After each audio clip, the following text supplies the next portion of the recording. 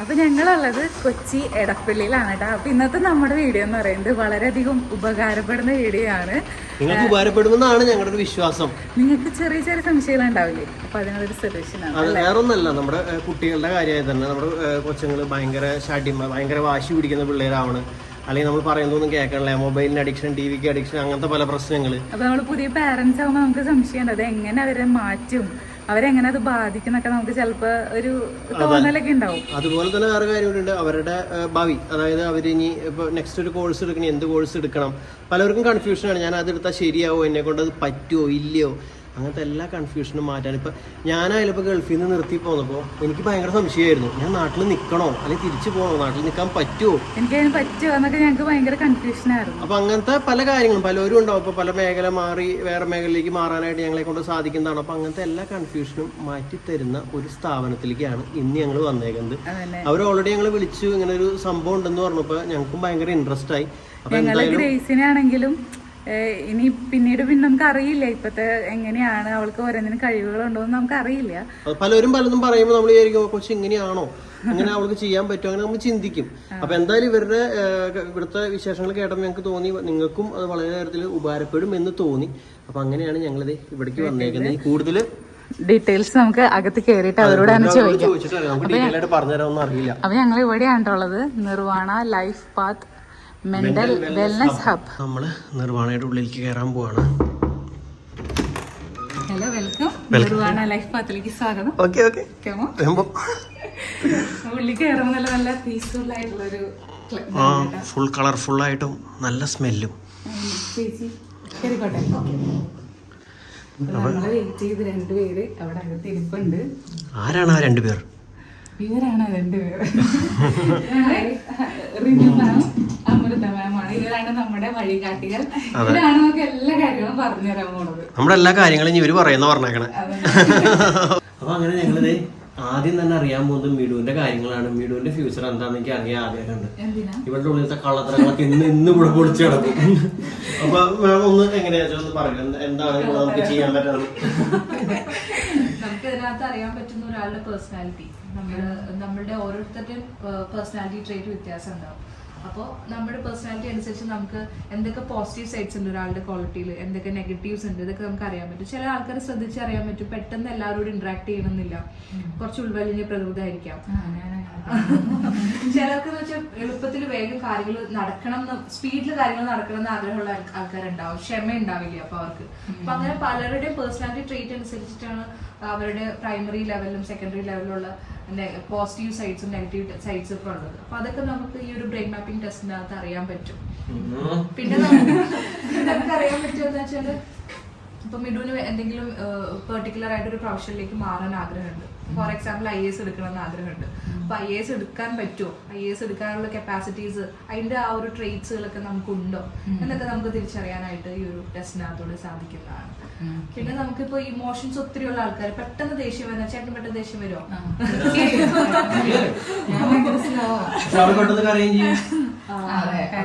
Emotions ഒക്കെ പെട്ടെന്ന് നമുക്ക് ഹൈലൈറ്റ് ചെയ്യാൻ പറ്റും. മാറ്റിയെടുക്കാനായിട്ട് നമുക്ക് മോഡിഫൈ ചെയ്യാനായിട്ട് പറ്റും.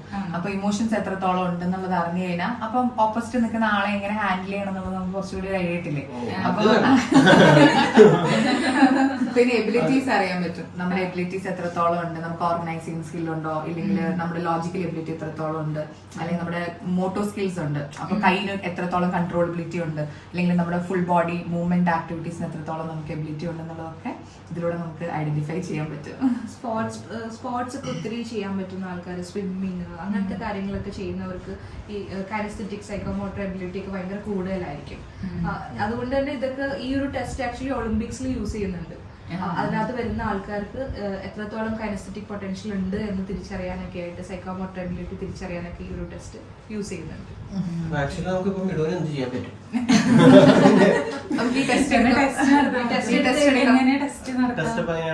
ടെസ്റ്റ് എടുക്കുന്നത് നമ്മൾ ബയോമെട്രിക്സിലൂടെയാണ് എടുക്കുന്നത്.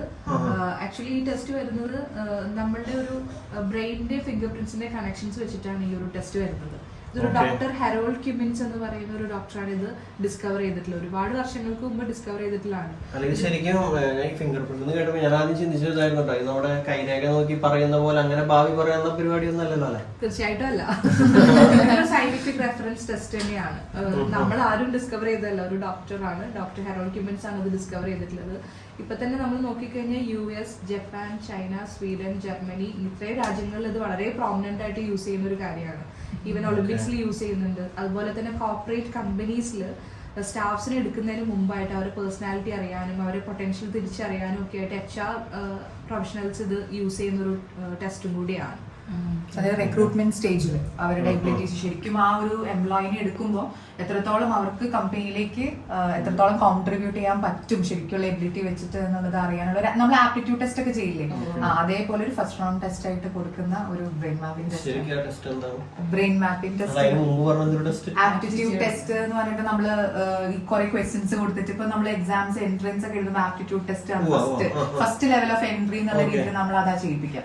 അപ്പൊ അതേപോലെ പല ഈ റിക്രൂട്ട്മെന്റ് മാം പറഞ്ഞതുപോലെ റിക്രൂട്ട്മെന്റ് ഏജൻസീസ് ഒക്കെ ഇതാണ് ആദ്യം ചെയ്യിപ്പിക്കുന്നത് അവിടെയൊക്കെ. അപ്പം ഇതാകുമ്പോൾ ശരിക്കുള്ള നമ്മുടെ എബിലിറ്റീസിനെ ഐഡന്റിഫൈ ചെയ്യുമ്പോഴേക്കും നമുക്ക് അവരെ എടുത്തു കഴിഞ്ഞാൽ എത്രത്തോളം അവർക്ക് കോൺട്രിബ്യൂട്ട് ചെയ്യാൻ പറ്റും, എത്രത്തോളം പവർ ഉള്ള എംപ്ലോയീസ് ആണുള്ളത് അവർക്ക് അനലൈസ് ചെയ്യാൻ പറ്റും. ഇവിടെ തന്നെ വന്ന നിർബന്ധം ഇല്ല, നമ്മൾക്ക് ഓൺലൈനായിട്ടും ചെയ്യാം, ഓഫ്ലൈനായിട്ട് ഡയറക്റ്റ് വന്ന് നമ്മുടെ സർവീസ് ചെയ്യാം. ചെയ്യാനുള്ളത് ഗ്രേസിന് ഇപ്പൊ ഏകദേശം എന്റെ പോലൊക്കെ തന്നെ ഒരു ക്യാരക്ടറാണ്. എന്തെങ്കിലുമൊക്കെ പറയുമെങ്കിൽ പെട്ടെന്ന് ആൾക്ക് കരച്ചിൽ വരും. പിന്നെ ആരെങ്കിലൊക്കെ കാണുമ്പോൾ ചെറുതായിട്ടൊരു ശരിയായിട്ട് അങ്ങനെയൊക്കെ ഇരിക്കും. അപ്പൊ ഇപ്പൊ കരയുമ്പോ തന്നെ കരയല്ലേ എന്നൊക്കെ പറഞ്ഞ് ഇതാക്കാറുണ്ട്. അപ്പൊ ഞങ്ങള് ചെയ്യുന്നത് ശരിയാണോ അങ്ങനെയൊന്നും നമുക്ക് അറിയില്ല. അപ്പൊ ഞാനിപ്പോ ഒന്ന് ദേഷ്യപ്പെട്ട് നോക്കിയാൽ മതി. അപ്പേക്കും ചിലപ്പോ നമ്മൾ തമാശക്കായിരിക്കും നമ്മളെന്തെങ്കിലും പറയാനായിട്ട് ഒന്ന് ദേഷ്യപ്പെട്ട് നോക്കുമ്പോഴേക്കും അവളപ്പാടൊന്ന് കരയില്ല, അമ്മയുടെ അടുത്തേക്ക് കൂടെ അവിടെ പോയി കരയും. അപ്പൊ അങ്ങനത്തെ പല പ്രശ്നങ്ങളും ഉണ്ടാവാറുണ്ട്. അത് എനിക്ക് തോന്നുന്നു കൊറോണയുടെ ഒരു സമയത്തൊക്കെയാണ് അവള് ശരിക്കും പുറത്തൊന്നും കളിക്കാൻ പോകാൻ പറ്റണില്ല, ആരുടെ അടുത്ത് പോകാൻ ഇടപെടാൻ, വീട്ടിന്റെ ഉള്ളിൽ തന്നെയായിരുന്നു ഫുൾ ടൈം. അപ്പൊ അതിന്റേതായ എന്തെങ്കിലും ഇതാണോ അല്ലെങ്കിൽ ഞങ്ങളുടെ സ്വഭാവത്തിന്റെ ആണോ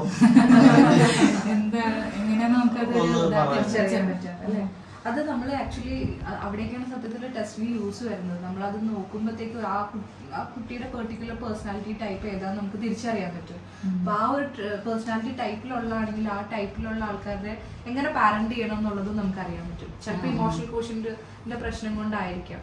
ഇത് രണ്ടും അല്ലെന്നാണെങ്കിൽ ചിലപ്പോൾ അമ്മയോ അച്ഛനെയോ മിറർ ചെയ്യുന്നുണ്ടാവും. നമ്മുടെ ബ്രെയിനിന്റെ അകത്ത് മിറർ ന്യൂറോൺസ് എന്ന് പറയുന്ന സംഭവമുണ്ട്.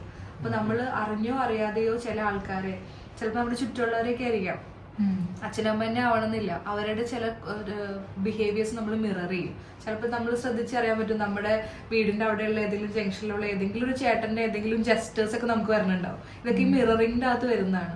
അപ്പൊ അങ്ങനെ ആവാം. 3-4 കാര്യങ്ങളാണ് അതിന്റെ അകത്ത് ഉള്ളത്. എന്തുകൊണ്ടാണ് നമുക്ക് തിരിച്ചറിയണമെങ്കിൽ ഇങ്ങനത്തെ ഒരു റെഫറൻസ് മെത്തേഡ് ഉപയോഗിച്ചാൽ ഭയങ്കര നല്ലതായിരിക്കും. അതായത് നമ്മൾ ഫസ്റ്റ് ഒരു കാര്യത്തിന് അസസ് ചെയ്യാന്നുള്ളതാണ്. അത് നമ്മളപ്പോൾ അവിടെ കുട്ടി വരികയും ഒന്നെങ്കിൽ നമ്മൾ ഈ ടെസ്റ്റ് എടുക്കുക അല്ലെങ്കിൽ കുറച്ചും കൂടി ഡീറ്റെയിൽ ആയിട്ട് പാരൻസ് ആയിട്ട് സംസാരിക്കുകയും ചെയ്യുമ്പോഴാണ് അസസ്മെന്റ് പാർട്ട് കറക്റ്റ് ആവുള്ളൂ.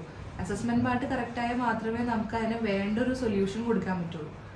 അല്ലാതെ നമുക്ക് റാൻഡംലി ജനറലൈസ് ചെയ്തിട്ട് എല്ലാവർക്കും ഒരേപോലെ ഇന്നത് ചെയ്യൂ നമ്മൾ പറയുന്നത് ഒരു ഫൂളിഷ്നെസ് ആണ്. അപ്പൊ കറക്റ്റ് കുട്ടി വന്ന് അല്ലെങ്കിൽ പാരന്റ്സും കുട്ടിയും കൂടെ ഒരുമിച്ച് ഇരുന്നിട്ട് ഈതർ നമ്മൾ ഈ ടെസ്റ്റ് എടുക്കുകയോ അല്ലെങ്കിൽ നമ്മൾ ഒരുപാട് ഡീറ്റെയിൽ ആയിട്ട് സംസാരിച്ച് അസസ് ചെയ്യുകയോ ചെയ്തതിന് ശേഷമേ ഒരു സൊല്യൂഷനിലേക്ക് നമുക്ക് എത്താൻ പറ്റുള്ളൂ. അപ്പൊ ഇപ്പൊ ഞാൻ ചോദിക്കുന്നത്, മിഡുവിടെ ഉണ്ട്, മിഡുവിന്റെ ഒരു ഫിംഗർ പ്രിന്റ് നിങ്ങൾക്ക് കിട്ടിയിട്ടുണ്ടെങ്കിൽ ഞങ്ങളുടെ സൈഡിൽ നിന്ന് എന്തൊക്കെ ചെയ്യേണ്ടതെന്നുള്ളത് നമുക്ക് അറിയാൻ പറ്റും, അല്ലെങ്കിൽ എന്തൊക്കെ ചെയ്യാൻ പറ്റും, നെക്സ്റ്റ് ലെവലിൽ എന്ത് ചെയ്യാൻ പറ്റും എന്നൊക്കെ അറിയാൻ പറ്റും. തീർച്ചയായിട്ടും നിങ്ങളുടെ കംപ്ലീറ്റ് ആയിട്ടുള്ള ഇപ്പൊ മാമിന്റെ കംപ്ലീറ്റ് ആയിട്ടുള്ള SWOT അനാലിസിസ് കിട്ടും അതില്. SWOT അനാലിസിസ് എന്ന് പറയുമ്പോൾ അറിയാലോ, നമ്മുടെ ഒരാളുടെ സ്ട്രെങ്ത്, വീക്ക്നെസ്, ഓപ്പർച്യൂണിറ്റി, ത്രെറ്റ്, ഇതെല്ലാം നമുക്ക് ആ ഒരു ബ്രെയിൻ മാപ്പിംഗിനകത്ത് കൂടെ നമുക്ക് അറിയാം. ഇപ്പൊ ഇവിടെ പാരന്റ്സ് വരുമ്പോൾ ഞാനൊരു ഇൻസിഡന്റ് പറയും. ചില പാരന്റ്സ് പറയും പഠിപ്പിക്കാൻ ഇരുത്തുമ്പോ ചില പിള്ളേര് ഭയങ്കരമായിട്ട് നമ്മൾ ഓട്ടോമാറ്റിക്കലി പാരന്റ്സ് വർക്ക് കഴിഞ്ഞ് സ്ട്രെസ് വന്നിട്ടാണ് ഇവരെ പഠിപ്പിക്കാൻ ഇരിക്കുന്നത്. ഇപ്പൊ ഇവർക്ക് പെട്ടെന്ന് ഇരിക്കാനായിട്ട് വരില്ല, വിളിച്ചാൽ വരില്ല, ഇല്ലെങ്കിൽ കുറെ നേരം എഴുതിക്കുമ്പോൾ മടി വരും, പെട്ടെന്ന് കരച്ചിൽ വരും. പിന്നെ ഇവരെ പഠിപ്പിക്കുമ്പോഴേക്കും അവരുടെ മൂടും പോവും, കുട്ടിയുടെ മൂടും പോവും, പിന്നെ ഇതെല്ലാം കൂട്ടി വെച്ച് പോവുക എന്നുള്ളൊരു ശീലത്തിലേക്ക് വരികയാണ്.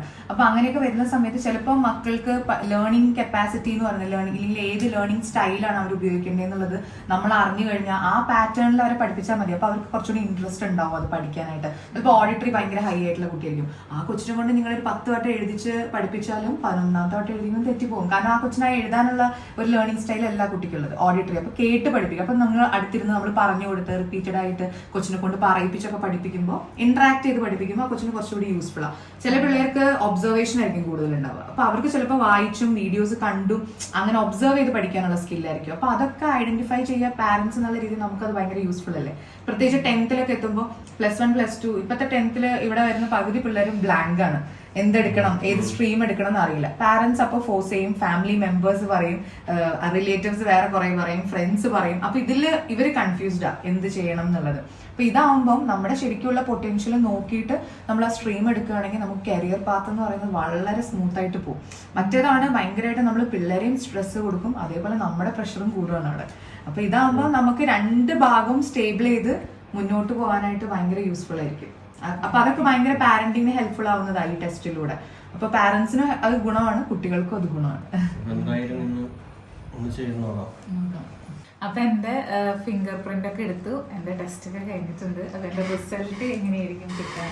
റിസൾട്ട് ഇങ്ങനെ ഒരു 77 പേജസിന്റെ റിപ്പോർട്ടായിട്ടാണ് വരിക. നമ്മൾ നോർമലി PDF ആയിട്ടാണ് കൊടുക്കുന്നത്. ഇത് നമ്മളൊരു ഇതിന് വേണ്ടിയിട്ട് ഇട്ടിട്ടുള്ളതാണ്, ഒരു റെഫറൻസിന് വേണ്ടിയിട്ട് ആൾക്കാർക്ക് കാണാനായിട്ട്. നമ്മുടെ ഒരു ബ്രെയിൻ ലോബ്സ് എങ്ങനെയാണ് വർക്ക് ചെയ്യുന്നത് എന്നുള്ള കാര്യം, അതുപോലെ തന്നെ നമ്മുടെ ബ്രെയിൻ ലോബ്സിന്റെ വർക്കിംഗ് സിസ്റ്റം എങ്ങനെയാണെന്നുള്ളത്, നമ്മുടെ ഇന്റലിജൻസ് കോഷ്യൻസ് എങ്ങനെയാണ് പോകുന്നത്, നമ്മുടെ പേഴ്സണാലിറ്റി ടൈപ്പ് എന്താണ്, ആ പേഴ്സണാലിറ്റി ടൈപ്പിന്റെ സ്ട്രെങ്ത് എന്താണ്, വീക്ക്നെസ് എന്താണ്, മൾട്ടിപ്പിൾ കോഷ്യൻസ്. അതുപോലെ നമുക്ക് എക്സാക്ട്ലി ഒരു കരിയർ ചൂസ് ചെയ്യണമെങ്കിൽ നമുക്ക് ഏതൊക്കെ കരിയറിൽ നമുക്ക് കപ്പാസിറ്റി ഉണ്ട് എന്നുള്ള കാര്യങ്ങൾ, എഞ്ചിനീയറിംഗിന് പോകാൻ പറ്റുമോ, മെഡിസിന് പോയാൽ സ്റ്റാർ റേറ്റിംഗ്, മാനേജ്മെന്റ് ഓപ്ഷൻ പറ്റുമോ, IAS IPS അങ്ങനത്തെ പോയി കഴിഞ്ഞാൽ ശരിയാവുമോ. അപ്പൊ അങ്ങനത്തെ കാര്യങ്ങളെല്ലാം തന്നെ കറക്റ്റ് ആയിട്ട് നമുക്ക് അറിയാൻ പറ്റും. ചില ആൾക്കാർ ഈ സ്വിച്ച് ചെയ്യാനൊക്കെ ചോദിക്കാറുണ്ട് കരിയർ. ഇപ്പൊ ഇത് എല്ലാ ഏജും നമ്മൾ പറയില്ല, 5 വയസ്സിന് മുകളിലുള്ള ആർക്ക് വേണമെങ്കിലും ഈ ബ്രെയിൻ മാപ്പിംഗ് ടെസ്റ്റ് ചെയ്യാം. അപ്പൊ അവരുടെ ഗുണം എന്താണെന്ന് വെച്ചാൽ കുഞ്ഞുങ്ങളാവുമ്പോൾ അവർക്ക് കൃത്യമായിട്ട് അവരുടെ പേഴ്സണാലിറ്റി പിന്നെ അതേപോലെ അവരുടെ ലേണിംഗ് സ്റ്റൈലൊക്കെ ഐഡന്റിഫൈ ചെയ്യാനാണ് ഏറ്റവും കൂടുതൽ ഈ ടെസ്റ്റ് ഉപകാരപ്പെടുന്നത്. അപ്പൊ വലിയ ആൾക്കാരാകുമ്പോൾ ഒന്ന് നമ്മുടെ സ്വഭാവം നമുക്ക് ശരിക്കും തിരിച്ചറിയാം, നമ്മുടെ സ്ട്രെങ്ത്തും വീക്ക്നെസ്സും കാര്യങ്ങളും അറിയാം. അത് കൂടാതെ ഭൂരിഭാഗം ആൾക്കാരും ചെയ്യുക അവരുടെ കരിയർ സ്വിച്ചിന് വേണ്ടിയിട്ടായിരിക്കും. ഇപ്പൊ ചെയ്യുന്ന ജോലിയിൽ സാറ്റിസ്ഫൈഡ് ആയിരിക്കില്ല.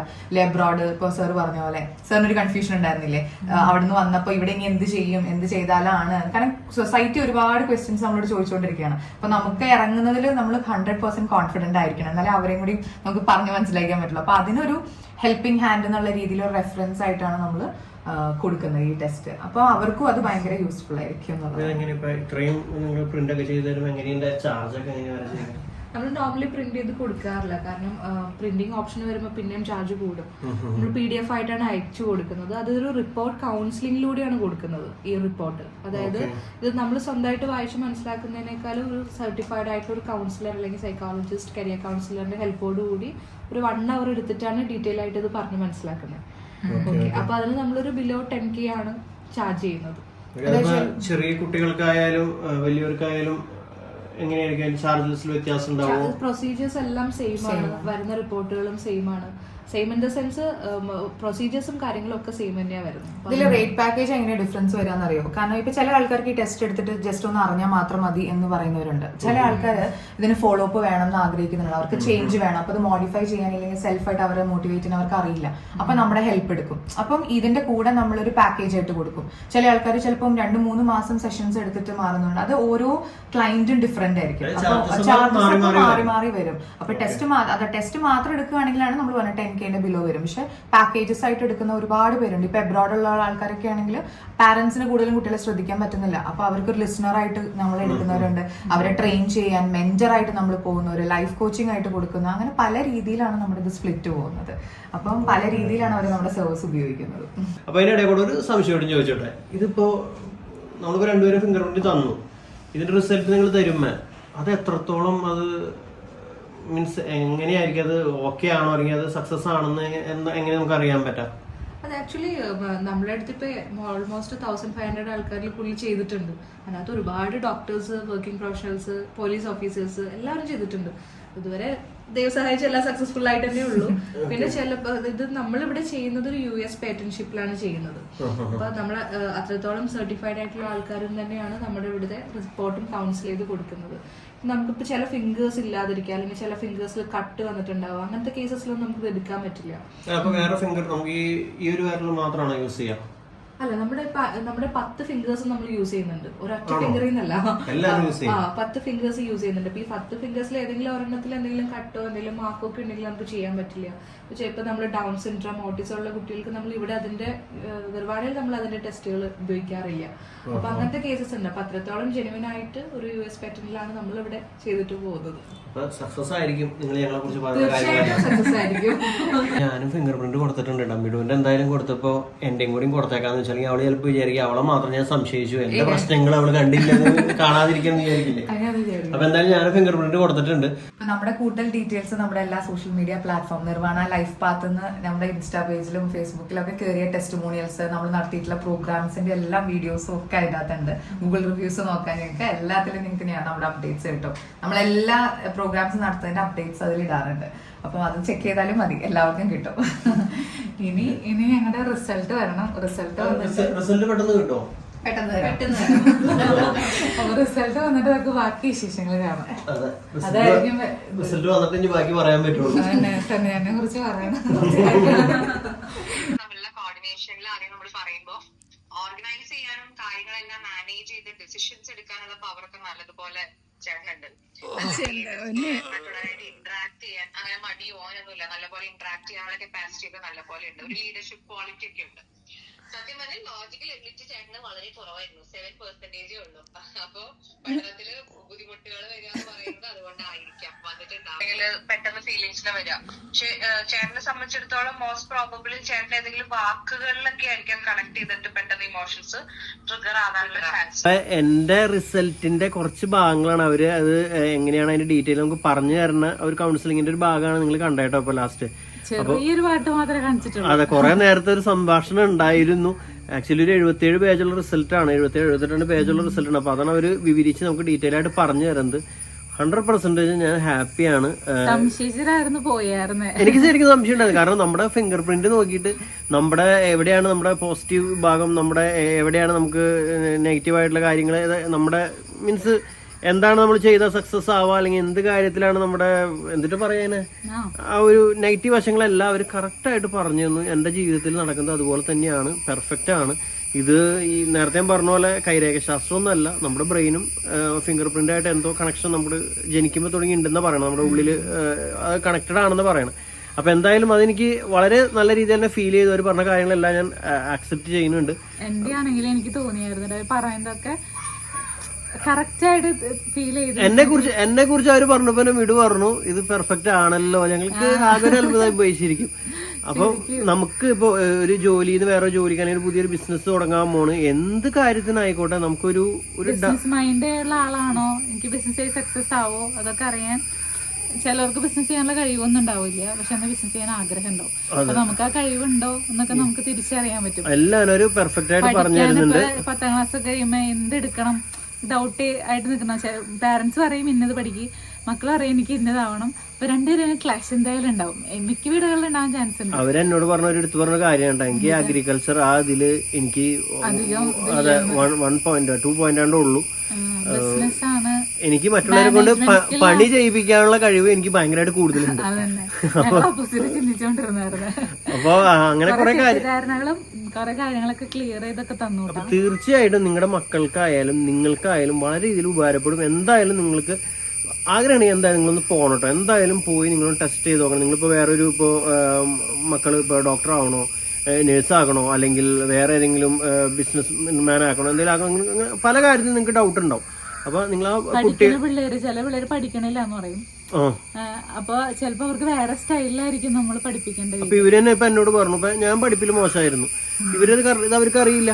പക്ഷെ അവര് കറക്റ്റായിട്ട് പറഞ്ഞു പഠിപ്പിന്റെ മേഖലയിൽ ഞാൻ ഡൗൺ ആവാൻ ചാൻസ്, പിന്നെ എനിക്ക് അത് പഠിച്ചെടുക്കാൻ പറ്റുന്ന രീതി ഏതാണ്, അത് ആ രീതിയിൽ കൊണ്ടുപോയായിരുന്നെങ്കിൽ നല്ല രീതിയിൽ ബെറ്റർ ആയിട്ട് അടിപൊളിയായിട്ട് പോകുന്നതന്നെ എന്ന് പറഞ്ഞു. അപ്പൊ അങ്ങനെ നമ്മുടെ പിള്ളേർക്കും ഒക്കെ വളരെ രീതിയിൽ അത് ഉപകാരപ്പെടുന്നെങ്കിൽ തോന്നുന്നു. എന്തായാലും ഞാൻ ഗ്രേസിനെ കൊണ്ടുപോകും, സ്റ്റീവിനെയും കൊണ്ടുപോകണം. സ്റ്റീവിന്റെ സമയമായിട്ടില്ല, 4 വയസ്സ് കഴിഞ്ഞിട്ടാണ് അവര് പറയണത്, 4-5 വയസ്സ് ആ ഒരു ടൈം. അപ്പൊ ഗ്രേസിനെ ഞങ്ങൾക്ക് കൊണ്ടുപോകണം. പിന്നെ നെക്സ്റ്റ് ഇനി മിഡുവിനെ കുറിച്ച് പറഞ്ഞ ഒരു ക്ലിപ്പ് ഞാൻ കേൾപ്പിച്ചില്ല, ചെറിയൊരു പോഷൻ. അപ്പൊ അവിടെയൊക്കെ മാം കുറച്ച് കുറച്ച് ശ്രദ്ധിക്കാൻ, അല്ലെങ്കിൽ കൈ കൊണ്ട് ചെയ്യുന്ന ആക്ടിവിറ്റീസിലും ബോഡി മൂവ്മെന്റ്സ് വരുന്ന ആക്ടിവിറ്റീസിലൊക്കെ ഒന്ന് നമ്മൾ പറയില്ല, ഒന്ന് കോൺസെൻട്രേറ്റ് ചെയ്തിട്ട് അതിനൊന്ന് പെർഫെക്റ്റ് സൈഡിലേക്ക് കൊണ്ടുവരാനായിട്ട് ശ്രമിച്ചാൽ അതിലൊക്കെ പോളിഷ് ആയിട്ട് വരാൻ പറ്റുന്ന ഏരിയാസ് ആണ്. അപ്പൊ അതിനൊക്കെ കുറച്ച് ചെയ്യുന്ന സമയത്ത് നമ്മൾ കുറച്ച് ശ്രദ്ധിക്കുക. പിന്നെ അതേപോലെ നല്ല വിഷ്വലൈസ്, അതായത് നമ്മൾ പറയില്ല ഇപ്പൊ എവിടെയെങ്കിലൊക്കെ ഇമാജിൻ ചെയ്യാനും കാര്യങ്ങൾ നല്ലപോലെ, ഇപ്പൊ ഒരു സ്പേസിലേക്ക് പോകുവാണെങ്കിൽ പെട്ടെന്ന് അവിടെ ഒരു ഡിസൈൻ ചെയ്യാനൊക്കെ ആയിട്ടുള്ള ഐഡിയ ക്രിയേഷൻ ഒക്കെ വരിക എന്ന് പറയുന്നത്, വിഷ്വലൈസ് ചെയ്യുക എന്നൊക്കെ പറയുന്നത് നല്ല സ്ട്രോങ്. അതെ, ഇതായിരുന്നു എന്നെ കുറിച്ച് പറഞ്ഞ ചെറിയൊരു കാര്യം. അതായത് ഇത്രയൊന്നും അല്ല കേട്ടോ, കുറെ ഉണ്ട്. ഒരു എനിക്ക് തോന്നുന്നു ഒരു 3/4 മണിക്കൂറിന്റെ അടുത്ത് ഒരാളെ കുറിച്ച് പറഞ്ഞു. 3/4 മണിക്കൂർ 50 മിനിറ്റിന്റെ അടുത്ത് പറഞ്ഞിട്ടുണ്ട്. അപ്പോൾ ഡീറ്റെയിൽ ആയിട്ട് നിങ്ങളുടെ ഓരോരുത്തരുടെയും ആ ഒരു ലൈഫിലെ ആ ഒരു വേ എന്താണെന്ന് നിങ്ങൾക്ക് തിരഞ്ഞെടുക്കാനുള്ള ഒരു ഓപ്ഷനും കൂടിയാണിത്. അപ്പോൾ പറ്റുന്നുണ്ടെങ്കിൽ നിങ്ങൾ എന്തായാലും ട്രൈ ചെയ്യുക. നിർവാണ ലൈഫ് പാത്ത് അത് ശരിക്കും നിങ്ങൾക്ക് ഒരു വഴികാട്ടി തന്നെ ആയിരിക്കും. അപ്പോൾ ഇവരുടെ ഡീറ്റെയിൽ ആയിട്ട് ഇവരെ കോൺടാക്ട് ചെയ്യാനുള്ള ഫോൺ നമ്പറും അതേപോലെ ഇവരുടെ മറ്റുള്ള വീഡിയോസുകളും കാര്യങ്ങളും എല്ലാത്തിൻ്റെയും ലിങ്ക് നമ്മുടെ വീഡിയോൻ്റെ അടിയിൽ ഡിസ്ക്രിപ്ഷനിൽ കൊടുത്തിട്ടുണ്ട്. അപ്പോൾ നിങ്ങൾക്ക് യൂസ്ഫുൾ ആവുമെന്ന് വിചാരിക്കുന്നു. കോൺടാക്ട് ചെയ്യണമെങ്കിൽ എന്തിനായാലും നിങ്ങൾക്ക് അവരെ ഡയറക്റ്റ് കോൺടാക്ട് ചെയ്യാം. അവരുടെ ഡീറ്റെയിൽ ചോദിച്ച് നിങ്ങൾക്ക് മനസ്സിലാക്കാം. നമ്മളീ പറഞ്ഞൊന്നായിരിക്കില്ല, നിങ്ങൾ ഡീറ്റെയിൽ ആയിട്ട് ചോദിച്ച് നിങ്ങൾക്ക് ഡീറ്റെയിൽ ആയിട്ട് ഒന്നുകൂടി ക്ലാരിഫൈ ചെയ്യണമെന്നുണ്ടെങ്കിൽ നിങ്ങൾക്ക് അവരെ കോൺടാക്റ്റും ചെയ്യാം കേട്ടോ. വീഡിയോ അവസാനിപ്പിക്കുകയാണ്. ബാക്കി പക്ഷെ ഞാൻ പേഴ്സണലായിട്ട് വീണ്ടും പറയുന്നു, തീർച്ചയായിട്ടും നിങ്ങൾക്ക് ഞങ്ങൾ രണ്ടുപേരുടെയും അടിപൊളിയായിരുന്നു. അതെ, സത്യസന്ധമായിട്ട് ഉള്ളിൻ്റെ ഉള്ളിൽ നിന്ന് പറയുന്നുണ്ടോ. അതുകൊണ്ട് ഒരു പ്രൊമോഷൻ വീഡിയോ ആയിട്ട് നിങ്ങളെ ഫോഴ്സ് ചെയ്ത് വിടുന്നൊന്നല്ല. നിങ്ങൾക്ക് താല്പര്യം ഉണ്ടെങ്കിൽ ചെയ്താൽ മതി. പക്ഷെ ഞങ്ങളുടെ അനുഭവത്തിൽ അത് ഓക്കെയാണ്, ഹാപ്പിയാണ്. തീർച്ചയായിട്ടും ഞാൻ പറഞ്ഞല്ലോ, ഗ്രേസിന് എന്തായാലും ഞാൻ കൊണ്ട് ചെയ്യിക്കും. എനിക്കത് വളരെ യൂസ്ഫുൾ ആയിട്ട് തോന്നി, അതുകൊണ്ടാണ്.